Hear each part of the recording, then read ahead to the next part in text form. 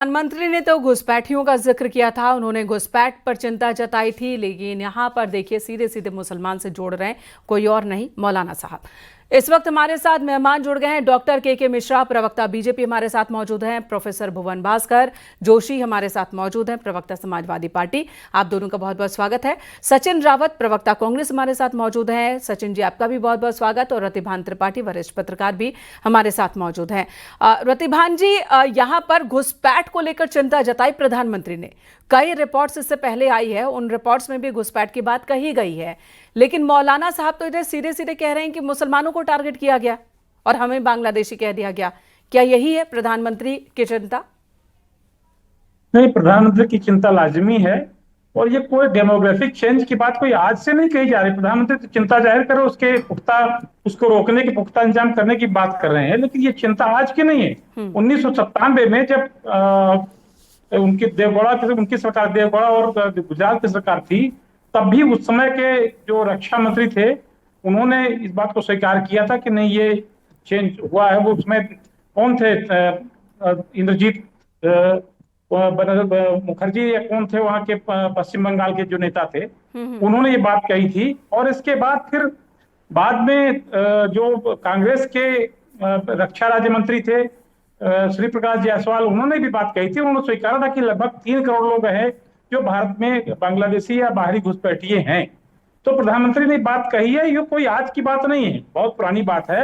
और प्रधानमंत्री इस बात की चिंता जाहिर करते हुए जो इंतजाम करने की बात कर रहे हैं, उसको एक विशेष सतर्कता बरतते हुए उसकी जांच पड़ताल की बात कर रहे हैं, ये अपने आप में सही है और ये होना चाहिए। हमारे देश के संसाधनों पर जिस तरह से विदेशी लोगों का, वो मुसलमान है तो इसका मतलब थोड़ा ना भारतीय मुसलमानों को टारगेट किया जाएगा। उन लोगों को जो रोहिंग्या, जो अफगानी मुसलमान, जो बांग्लादेशी मुसलमान, जो पाकिस्तानी मुसलमान नेपाल के रास्ते या बांग्लादेश के रास्ते आ रहे हैं, उनको रोका जाना ही चाहिए।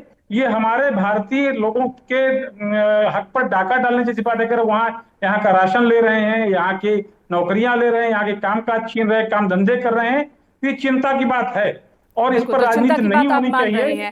सचिन रावत, कांग्रेस प्रवक्ता, भी हमारे साथ मौजूद हैं। सचिन जी, आपके पास आऊंगी। रतिभान जी, आऊंगी आपके पास। विस्तार से समझना है मुझे भी कि प्रधानमंत्री ने किन किन समस्याओं की तरफ इशारा किया है। घुसपैठ का उन्होंने जिक्र किया, साथ ही इसे आतंकवाद के बराबर बताया। उन्होंने ये भी कहा कि बहन बेटियों पर हमला हो रहा है, तो क्या इसके जरिए लव जिहाद का उन्होंने जिक्र किया है? लव जिहाद की तरफ उनका संकेत है। आदिवासियों की जमीन हड़पी गई, तो जंगल एरियाज में जिस तरह से हम देख रहे हैं कि अवैध मस्जिद मदरसे बन रहे हैं, क्या उसकी तरफ उनका इशारा था? क्या क्या प्रधानमंत्री ने कहा है और हाई पावर डेमोग्राफी मिशन क्या है, यह भी समझने की कोशिश करूंगी। लेकिन इससे पहले सचिन रावत, आपके पास आती हूं। प्रधानमंत्री का घुसपैठियों को लेकर चिंता जताना और इसे बहुत बड़ी चुनौती बताना, इसे आप किस तरह से देख रहे हैं?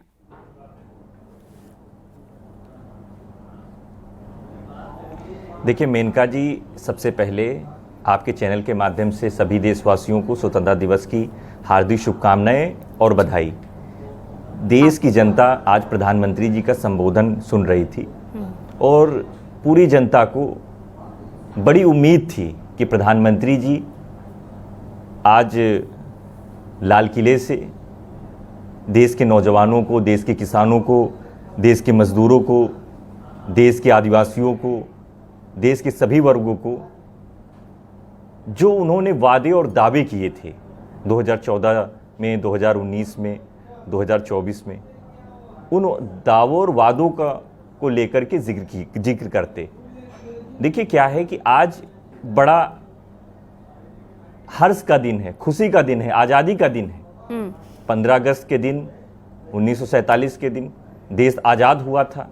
सभी लोगों का खून शामिल है इस मिट्टी में, हिंदू हो, मुस्लिम हो, सिख हो, ईसाई हो, सभी लोगों ने आज़ादी में अहम भूमिका निभाई। हमारे महापुरुषों ने अपने प्राणों की आहुति दी।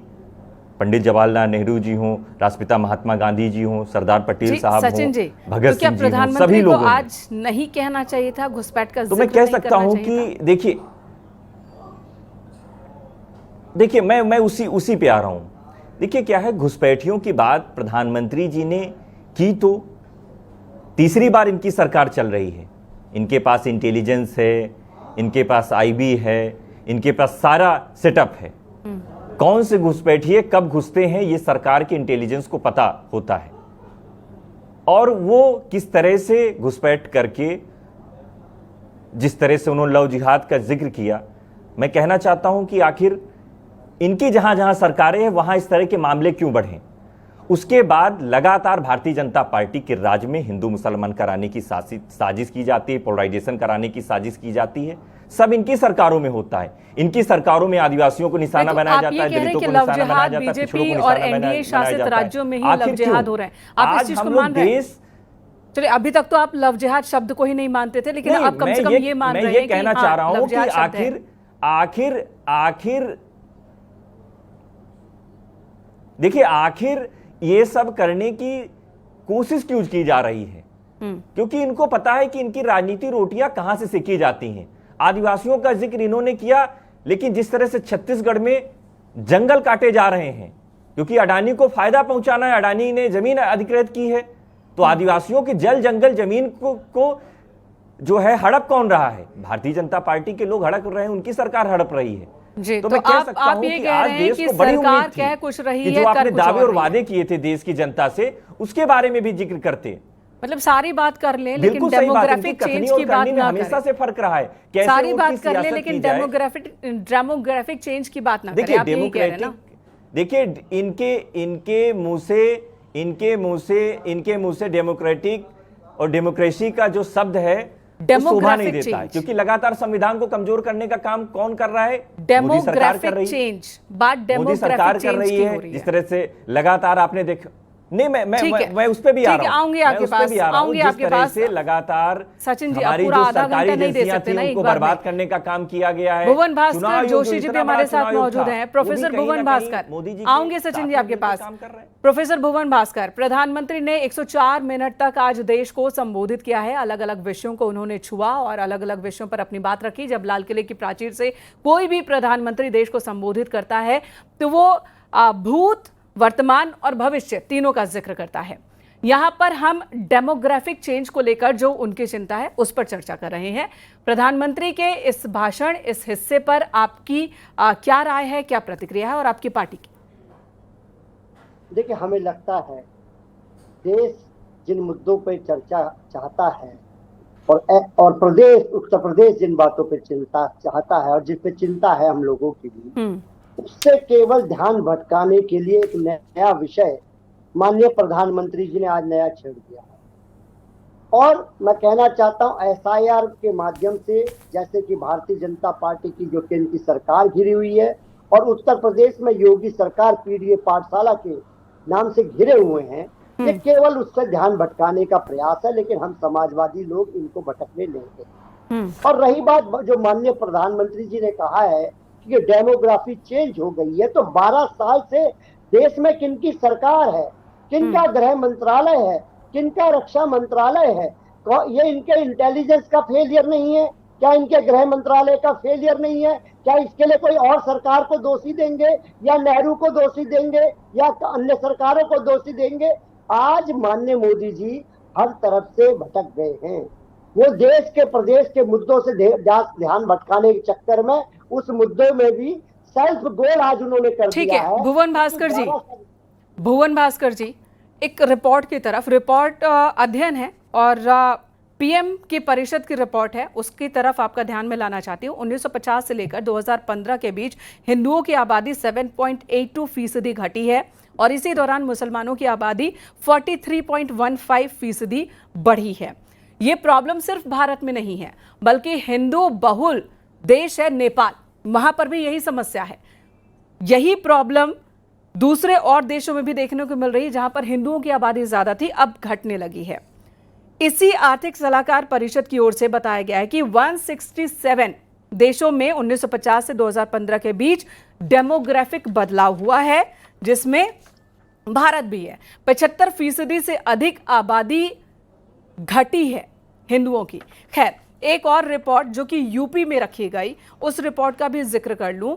उत्तर प्रदेश पुलिस ने यह रिपोर्ट रखी थी 2022 में, गृह मंत्रालय को भेजी गई है रिपोर्ट। यूपी पुलिस और असम पुलिस की पीलीभीत, लखीमपुर खीरी, महाराजगंज, बलरामपुर, बहराइच 7 जिले हैं जो कि नेपाल से सटे हुए हैं, जहां पर मुस्लिम आबादी बीते 10 साल में 32% तक बढ़ गई। ये सिर्फ घुसपैठिए नहीं होते, बल्कि लव जिहाद का भी मसला होता है। किसी और तरीके से धर्मांतरण का मसला होता है, वहां पर कब्जा कर लेने का मसला होता है, बहुत सारी चीजें होती है। तो इसकी तरफ ध्यान लाया गया है, जो शायद आप लोगों के लिए मुद्दा नहीं है।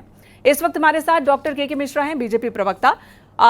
आप पर आरोप है कि असल मुद्दों से ध्यान भटकाने के लिए इसका जिक्र पीएम ने कर दिया है। मेनका जी, अगर विपक्ष को सेलेक्टिव डिफनेस यानी सेलेक्टिव बहरापन हो, जो इतने सारे पॉइंट्स में उसको बात कर रहा है जहां पर उनके वोट बैंक को चोट लग रही। आपने शुरू में ही दिखाया जिस तरह से मौलवी जी बोल रहे थे, वो घुसपैठियों को देश के मुसलमान के बराबर लाके खड़ा कर रहे हैं। क्या किसी ने कहा कि हमारे देश का नागरिक जो मुसलमान है क्या वो घुसपैठिया? नहीं, पर घुसपैठिया एक समस्या है और डेमोग्राफिक चेंज एक बहुत बड़ी समस्या है। ये ग्लोबल लेवल पे समस्या है। आप ये देखिए, आपने 2 रिसर्च की बात की, एक और रिसर्च है, यूएस की रिसर्च है, पीयू रिसर्च जाकर के लोग देख सकते हैं। पीयू रिसर्च में भी जिस तरीके से इंडिया की डेमोग्राफिक चेंज के बारे में बताया जा रहा है, वो एक अहम मुद्दा है। अब आपको समझना पड़ेगा कि डेमोग्राफिक चेंज क्यों जरूरी मुद्दा है हमारे देश के लिए। आप देखिए, जहां जहां की डेमोग्राफी चेंज हुई वहां से भारत खत्म हो गया। चाहे आप अफगानिस्तान देख लीजिए, चाहे पाकिस्तान देख लीजिए, चाहे बांग्लादेश देख लीजिए, चाहे बॉर्डर के एरिया देख लीजिए। हमारे देश के करीब करीब कुछ शहर है, मेरे को नंबर याद नहीं है, जहां की डेमोग्राफी चेंज हो रही है। तो डेमोग्राफी चेंज एक बहुत अहम मुद्दा है।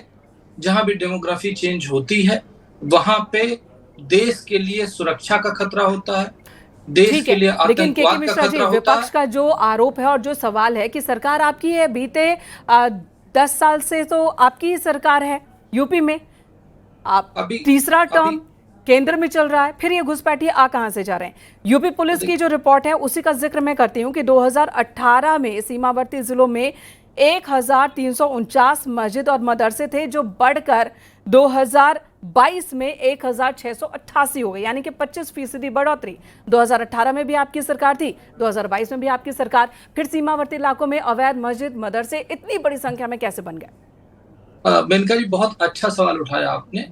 अगर आप सिर्फ उत्तर प्रदेश नहीं, मैं पूरे देश का आंकड़ा आपके सामने रखता हूँ। क्या आपको पता है 80% की आबादी वाले हिंदुओं के धार्मिक स्थलों का नंबर है कुल 5 लाख। एनएसएसओ 2020 का आंकड़ा है। वहीं पर एनएसएसओ का ही आंकड़ा दूसरा ये कहता है कि जो 17% आबादी के मुसलमान भाई हैं, उनकी मस्जिदों का नंबर पता है कितना है कुछ मिल्का जी? 7.5 लाख। ठीक है, लेकिन ये अवैध बन कैसे गया? सुनिए ना, मैं भटक नहीं रहा हूँ ना, आपने मुद्दा उठाया तो मैं उसको और क्लियरिफाई। आप उत्तर प्रदेश सेंट्रिक बात कर रहे हैं, मैं पूरे देश की बात बता रहा हूं। यही लोग बनवाते हैं, मैं पूरे देश की बात बता रहा हूं। कांग्रेस के प्रवक्ता तो कह रहे हैं कि आप ही बनवाते हैं और आप ही कह रहे हैं कि अब घुसपैठ हो गई। मेनका जी सुनिए, तो अब काम की इतनी इंपॉर्टेंट टॉपिक है, इस पे सीरियस राजनीति रोटियां सेकनी है। अरे साहब, अभी आप बोल रहे थे, मैं बीच में नहीं बोला था ना, नहीं तो पूरे समय बोल नहीं पाएंगे जी। जल्दी बोलिएगा, वक्त बहुत कम है। हाँ, 1807 में हमारे देश में गुरुकुल का नंबर मेनका जी कितना था मालूम है? 7 लाख। हर गांव में एक गुरुकुल होता था। आज कितना है? 3,500। वहीं पे मदरसों का नंबर कितना हो चुका है? 3.5 लाख प्लस। तो ये जो चेंज दिख रहा है, हमें इसको सिर्फ इस नाम पे नहीं भूल देना होगा कि ये किसी का वोट बैंक है।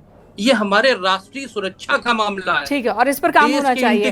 अब मैं रतिभान जी आपसे जानना चाहती हूँ, रतिभान जी से जानना चाहती हूँ, क्या पीएम मोदी ने घुसपैठियों का जिक्र कर और डेमोग्राफिक बदलाव का जिक्र कर लव जिहाद, छांगुर जैसे लोगों जो बीते 15 सालों से चला रहे थे लव जिहाद का गैंग, और इस तरह की जो सामाजिक बुराइयां इस वक्त हमारे समाज में व्याप्त हैं, जिसे पहले मानने को तैयार नहीं थे लोग, अब मान रहे हैं, उसका भी जिक्र किया उन्होंने? क्या एसआईआर पर भी चोट माने इसे कि वोट बैंक की राजनीति के लिए घुसपैठियों को शह, खासकर पश्चिम बंगाल के लिए कहा जाता है, बिहार के लिए कहा जाता है, क्या उसका भी जिक्र माने? नहीं, मैं बता रहा हूँ कि डेमोग्राफिक चेंज की वजह से पश्चिम बंगाल, बिहार, झारखंड, उड़ीसा और 7 सिस्टर्स जो पूर्वोत्तर के राज्य हैं, इन सारे राज्यों में डेमोग्राफिक चेंज आया है। और असम के मुख्यमंत्री तो चीख चीख कर ये बात कह रहे हैं, ये घोषित बात है। आज प्रधानमंत्री ने भी बात कह दी। तो ये सवाल भारत के मुसलमानों के लिए नहीं है, सवाल घुसपैठियों का है जो लंबे अरसे से, और ये बात कोई प्रधानमंत्री ने आज कही है तो अप्रमाणित बात नहीं कही है। कांग्रेस के गृह राज्य मंत्री रहे श्री प्रकाश जायसवाल, उनको कोट करते हुए मैं कह रहा हूं कि उन्होंने 3 करोड़ घुसपैठियों की बात स्वीकार की थी बाकायदा लोकसभा में अपने बयान में। इससे पहले जो इंद्रजीत बनर्जी थे, वो जो इंद्रजीत गुप्ता जो गुजरात सरकार में मंत्री थे, रक्षा मंत्री, उन्होंने भी इस बात को स्वीकार किया है। तो कुल मिलाकर ये चेंजेस की बात है, कोई नई बात नहीं है। अब प्रधानमंत्री उसको बाकायदा रोकने के लिए प्लान बना रहे हैं, रोकने के लिए तरीके अपना रहे हैं, एक खास डिवाइस तैयार करके या खास मिशन तैयार करके उसके जरिए रोकने की कोशिश करेंगे। अच्छी बात है बिल्कुल। और हाई पावर डेमोग्राफी मिशन शुरू किए जाने का जिक्र किया है पीएम मोदी ने, और लाल किले से अगर आह्वान किया है तो जरूरी है कि इस मुद्दे पर, इस मिशन में सबका सहयोग हो। कुछ मुद्दे ऐसे होने ही चाहिए जिस पर पक्ष विपक्ष से ऊपर उठकर सभी राजनीतिक दल और सभी नागरिक देश के बारे में सोचें, और ये मुद्दा उन्हीं में से एक मुद्दा है। धन्यवाद आप सभी का इस वक्त हमारे साथ जुड़ने के लिए।